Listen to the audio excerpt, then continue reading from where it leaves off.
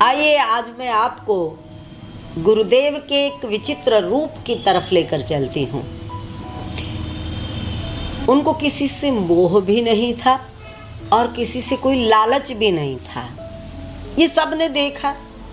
यही क्रियाएं थी उनकी जो हर व्यक्ति को उनके प्रति आस्थावान बनाती थी। वो लेटते या बैठे होते, भक्त लोग कोई देखते उनको, आ जाते, पैसे चढ़ा देते और वो मुड़ के भी नहीं देखते थे, उठ के चल पड़ते थे। एक ऐसा समय उनका चल रहा था जीवन का जब वो पूरी तरह से निर्लिप्त होकर, कमलवत होकर जी रहे थे। क्योंकि वैसे तो उनको कभी जरूरत आगे भी नहीं पड़ी, पर जब वो समाज के कल्याण के लिए यज्ञ भंडारा करने निकले तब उन्होंने पैसे को भी हाथ लगाया, पैसे को भी संभाला। किस लिए संभाला? हमारे लिए, अपने लिए कभी नहीं संभाला उन्होंने। जब वो अकेले थे और परिव्राजक थे तो कभी पैसे की तरफ मुड़ के देखते ही नहीं थे। लेकिन जब उन्होंने अपना एक सिस्टम बनाया, उन्होंने समाज के कल्याण के लिए यज्ञ शुरू किए, भंडारे शुरू किए, ऐसे समय में उन्होंने फिर क्या किया ये सब जानते हैं कि लोगों को दान के लिए भी प्रेरित किया, यज्ञ करने के लिए भी प्रेरित किया। यहाँ कुरुक्षेत्र में एक कमली वाला आश्रम है, काली कमली वाला। वहाँ पे बताते हैं एक खेत था उस वक्त में, और उस खेत में कोई दीवार होगी, वैसे ही पड़ा था। एक दीवार पे गुरु महाराज बैठे हुए थे। वहाँ कोई भक्त आया और उसने गुरुजी के सामने चवन्नी चढ़ा दी। उन दिनों की चवन्नी अपने आप में मायने रखती थी। तो वो चवन्नी चढ़ाई, लेकिन वो चवन्नी कहीं घास में गिर गई। अब वो तो चला गया, लेकिन गुरुजी ने तो जितने उनके शिष्य थे सबको लगा दिया काम पे। बोले ढूंढो चवन्नी, चवन्नी ढूंढे, चवन्नी मिले ना।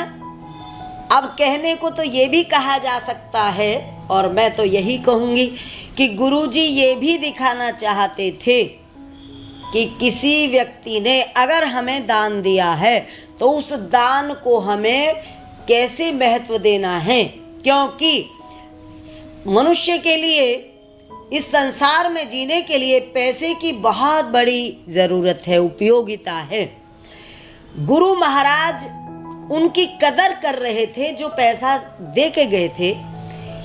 आपने सुना होगा एक पिछले घटना में कि भिवानी में सेठों के बड़े भंडारे होते रहे, लेकिन गुरुजी ने ना किसी को खाने जाने दिया, ना गुरुजी ने वहाँ खुद लेने का तो मतलब ही नहीं था, वहाँ भंडारा चलने दिया, उखड़वा दिया उनका टेंट। कहा कि ये पैसा इसके लायक नहीं है। लेकिन आज क्या हो रहा था कि वो जो चवन्नी थी, वो चवन्नी के लिए सारे भक्त लोग घास में घूम रहे थे, उस चवन्नी को ढूंढते रहे।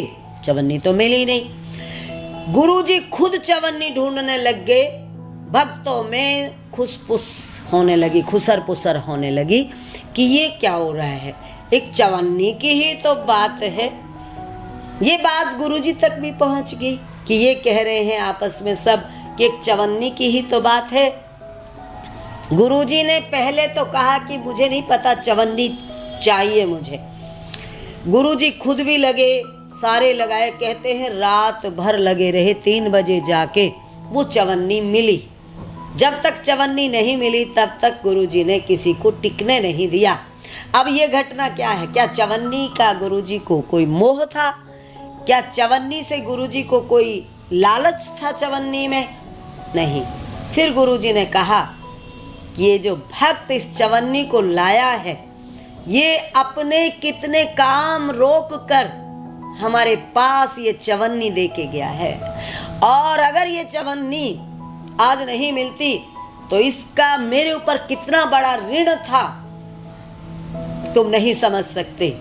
जो भक्त बहुत मेहनत से कमाकर और अपनी ज़रूरतों को कम करके और फिर यहाँ दान देकर जाते हैं, मैं लेता भी उन्हीं को हूँ, लेना भी वही चाहता हूँ, और मैं उसका आदर करता हूँ, उसकी कद्र करता हूँ, और तुमको भी करनी चाहिए। चवन्नी को चवन्नी की तरह मत देखो, चवन्नी को देखो लाने वाले के भाव की तरह से देखो।